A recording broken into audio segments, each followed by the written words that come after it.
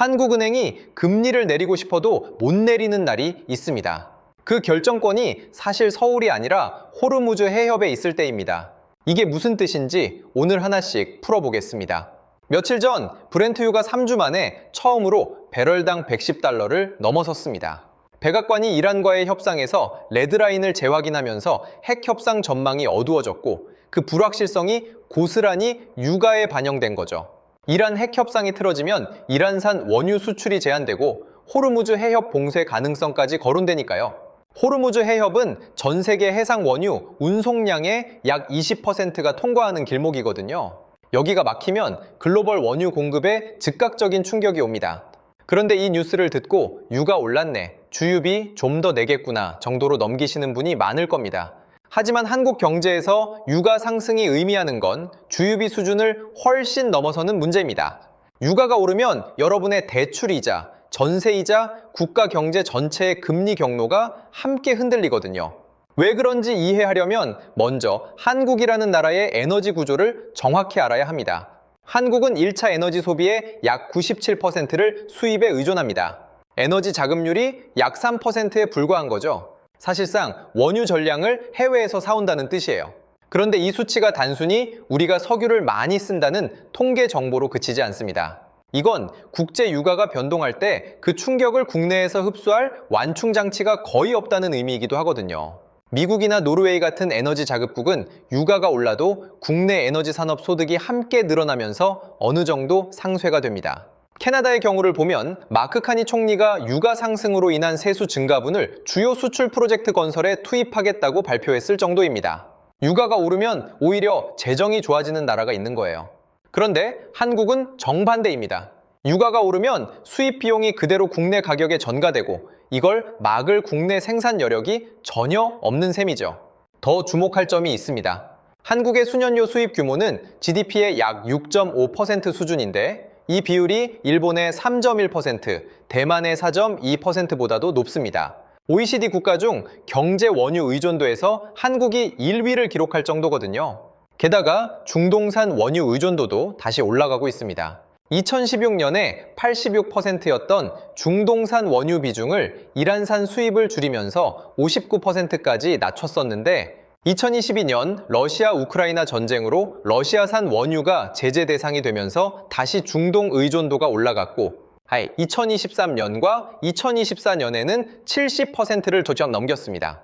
중동에서 분쟁이 터질 때마다 한국이 유독 취약해질 수밖에 없는 구조적 배경이 바로 여기에 있는 겁니다. 자, 그러면 유가가 오르면 한국 물가에 정확히 어떤 경로로 영향을 미치는지 살펴보겠습니다. 첫 번째 경로는 직접적인 에너지 가격 상승입니다. 그런데 여기서 끝나지 않습니다. 두 번째 경로가 더 무서운데 이른바 2차, 3차 파급 효과입니다. 석유류 가격이 오르면 운송비가 올라갑니다. 운송비가 오르면 공장에서 만든 제품을 마트까지 옮기는 데 드는 비용이 늘어나고 그게 제조 원가에 반영되면서 공산품 가격이 오릅니다.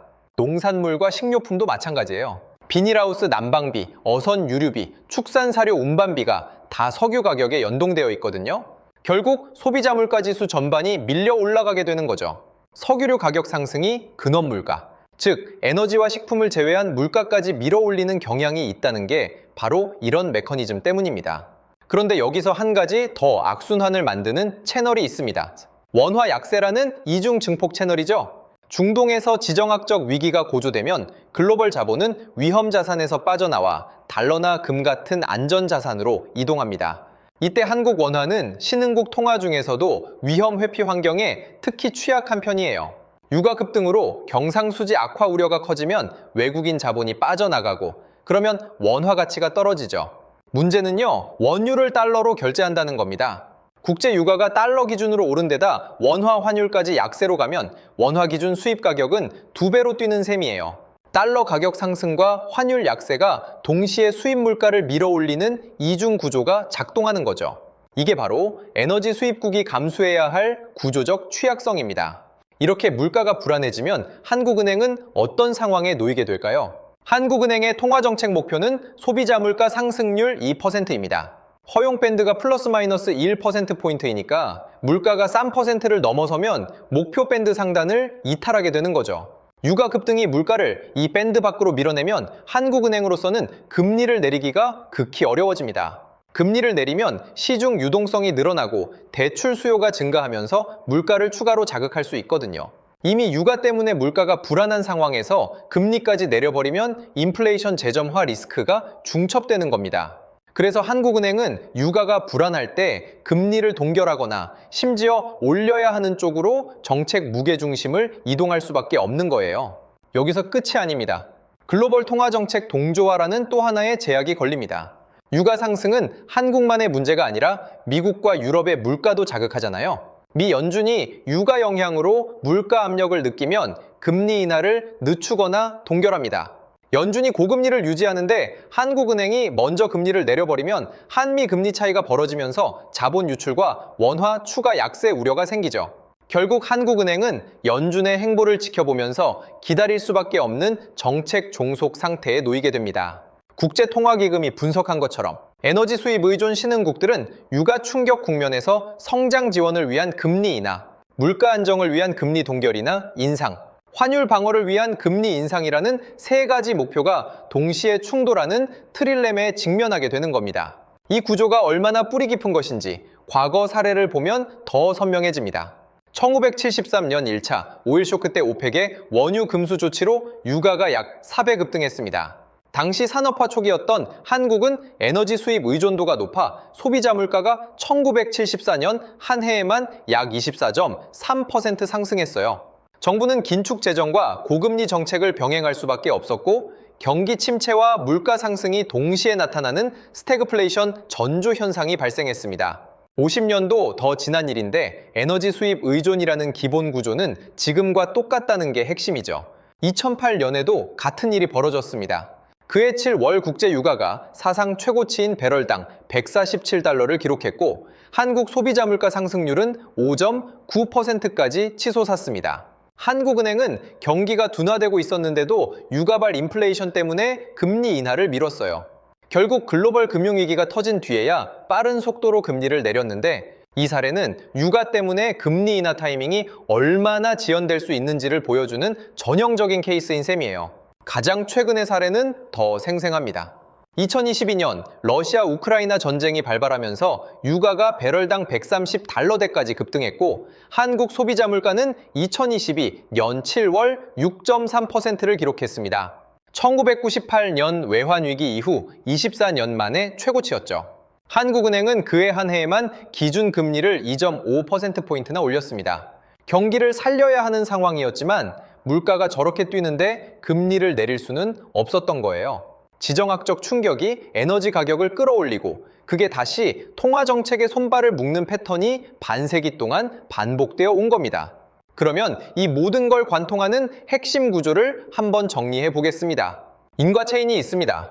중동 지정학 위기가 발생하면 원유 공급 차질 우려가 생기면서 공급 리스크 프리미엄이 유가에 얹어집니다. 유가가 오르면 에너지의 97%를 수입하는 한국의 수입 물가가 즉시 반응하죠. 동시에 위험 회피 심리로 원화가 약세를 보이면서 수입 물가가 이중으로 상승합니다. 이 충격이 소비자 물가 전반으로 2차, 3차 파급되면 한국은행의 물가 목표 초과 위험이 커지고 금리 인하는 보류됩니다. 여기에 미 연준도 유가 영향으로 고금리를 유지하면 한미 금리차 우려까지 겹치면서 한국은행에 추가 제약이 걸리죠. 결과적으로 가계와 기업의 이자 부담이 계속되는 겁니다. 이 체인에서 한국이 스스로 통제할 수 있는 변수가 얼마나 될까요? 솔직히 거의 없습니다. 중동의 지정학을 한국이 바꿀 수 없고 국제 유가를 한국이 결정할 수도 없으며 달러 강세를 한국이 막을 수도 없거든요. 에너지를 97% 수입한다는 사실은 단순한 통계 수치가 아닙니다. 그건 우리 금리 결정권의 상당 부분이 해외 변수에 묶여 있다는 뜻이에요. 이 구조를 이해하고 나면 앞으로 비슷한 뉴스가 나올 때 스스로 판단하실 수 있게 됩니다. 중동에서 분쟁 뉴스가 나오면 유가를 확인하시고 유가가 오르면 원화 환율을 보시고 환율까지 약세로 가면 한국은행이 금리를 내리기 어려워지겠다는 흐름을 읽으실 수 있는 거죠. 역으로 중동 정세가 안정되고 유가가 내려가면 그때가 한국은행이 금리 인하를 검토할 수 있는 공간이 열리는 시점이라는 것도 알 수 있습니다. 결국 한국의 금리는 서울에서 결정되지만 그 결정의 핵심 변수는 중동의 유가입니다. 에너지 수입국은 항상 외부에서 허락받아야 내릴 수 있는 금리를 가지고 있는 셈이에요. 경기가 나빠서 금리를 내려야 할 때 유가가 올라서 물가가 뛰면 금리를 내릴 수가 없는, 경기도 나쁘고 물가도 높은 최악의 조합이 만들어지는 거죠. 이것이 한국 경제가 반세기 동안 벗어나지 못한 구조적 딜레마이고, 앞으로도 에너지 자급 구조가 바뀌지 않는 한 반복될 수밖에 없는 현실입니다. 유가 뉴스를 들으실 때 주유소 가격만 떠올리지 마시고 그 뒤에 연결된 금리와 환율과 물가의 체인을 함께 읽어보시길 바랍니다.